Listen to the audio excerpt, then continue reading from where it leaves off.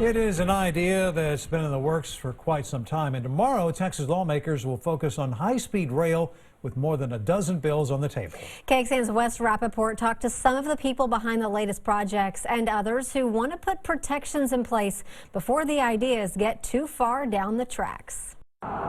Texas is growing, and some say the roads can't keep up. There are successful high-speed train segments all over the world that are the sweet spot of too far to drive, too short to fly. The state's proposed high-speed rail would target those spots under the leadership of Texas Central. The group's managing director of external affairs, Holly Reed, tells me the train would be entirely funded by private investors and would be the first of its kind in the United States. This project is in the right place because of the population and the growth, serving the right communities that are already connected, and finally at the right time when riders are experiencing more congestion. It's harder to get between the two, so the timing for this project is also finally right.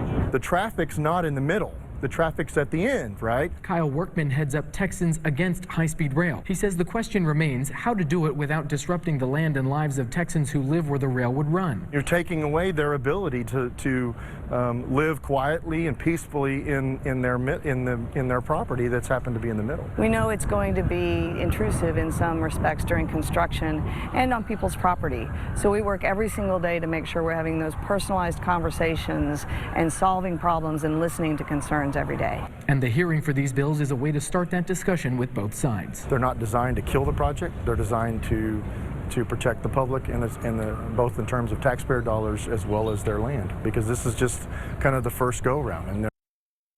That was Wes Rappaport reporting from the state capitol. There's a proposal in the state's budget that would prevent the state from using any taxpayer money to subsidize high-speed passenger rail projects. It goes beyond current law to prevent the Texas Department of Transportation from helping to coordinate rights-of-way on state highways until the courts rule on the eminent domain authority of the project. And Texas lawmakers could make it more difficult to get eminent domain authority for projects like roads and rail. Earlier this month, Texas senators passed a bill to add protections for landowners. The bill adds public meeting requirements and safeguards to keep property owners from getting offers below fair market value. That bill is now being considered in the House.